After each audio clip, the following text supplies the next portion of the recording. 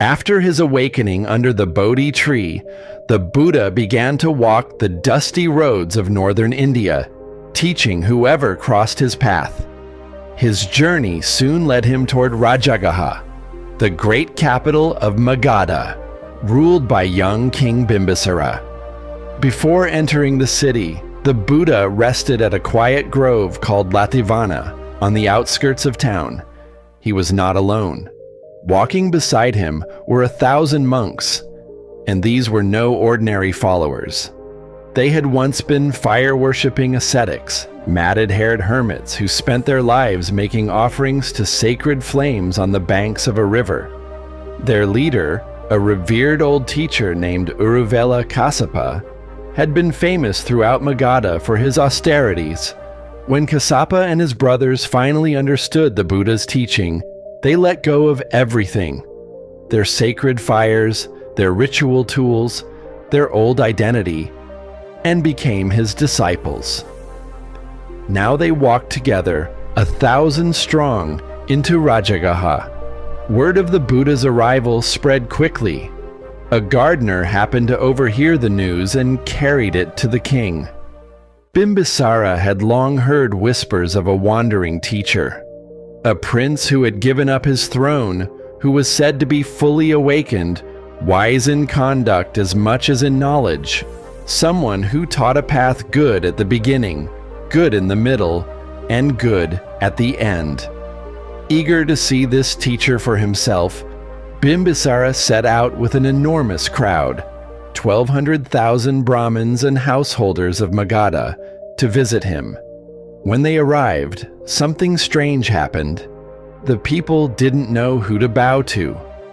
Uruvela Kassapa stood among them, old and dignified, a teacher they had known and respected for years. The Buddha was a newcomer. So a murmur passed through the crowd. Is the great ascetic Gautama a student of Kassapa? Or is Kassapa the student of Gautama? The Buddha sensed their confusion at once.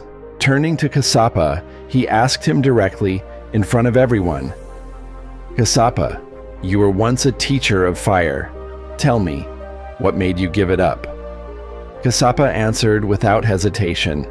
He explained that he had once poured his devotion into the fire ritual, chasing after beautiful sights, sounds, and pleasures. Much like a man makes offerings to what he desires most, but he had come to see that these very desires were the impurity, the real fuel of suffering. Understanding this, he had turned away from the fire and all it represented. The Buddha pressed further. If your heart no longer delights in sights and sounds, in the pleasures of gods or men, then where does your heart find rest? In peace, Kassapa said, in the state beyond craving, unshaken, needing nothing from anyone else. That is what I sought, and that is why I turned away from the fire. At this, Kassapa rose from his seat, arranged his robe over one shoulder, and bowed low at the Buddha's feet. "Venerable One," he said, "you are my teacher. I am your student." He said it twice, so there could be no doubt. Only then did the crowd understand. It was Kassapa who had become the follower, not the other way around. And in that moment of clarity, seeing the truth laid bare before them, something shifted in the hearts of the assembled Magadhans. 1,100,000 of them experienced a flash of understanding. The simple, dust-free realization that everything which arises must also pass away. 100,000 among them became lay followers of the Buddha on the spot. Bimbisara himself was transformed. Kneeling before the Buddha, he confessed that as a young prince, he had once held 5 secret wishes: to be crowned king, to meet a fully awakened Buddha in his lifetime, to be able to serve such a Buddha, to hear him teach the Dhamma, and to truly understand that teaching. Every single wish, he said, had now come true. "It is wonderful, Venerable One," Bimbisara said, as if someone had set upright what had been overturned, uncovered what had been hidden, or lit a lamp in the darkness so that those with eyes could see. In many ways, you have illuminated the truth for me. I go for refuge to the Buddha, to the Dhamma, and to the community of monks. From this day, please remember me as a follower who has taken refuge with joined palms. He invited the Buddha and the entire order of monks to a meal at the palace the very next day, and the Buddha accepted in silence. The following morning, as the Buddha walked into Rajagaha with his 1,000 monks, it is said that even the king of the gods, Sangha, took the form of a young Brahmin and walked ahead of the procession, singing verses in praise of the Buddha and his companions. Once wild ascetics, now tamed. Once bound, now free. After the meal at the palace, King Bimbisara sat quietly, turning over a question in his mind. Where could the Buddha stay?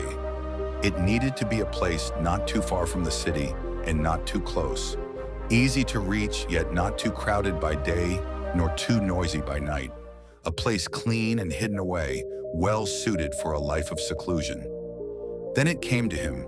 His own pleasure garden, Veluvana, the bamboo grove, fit every condition perfectly.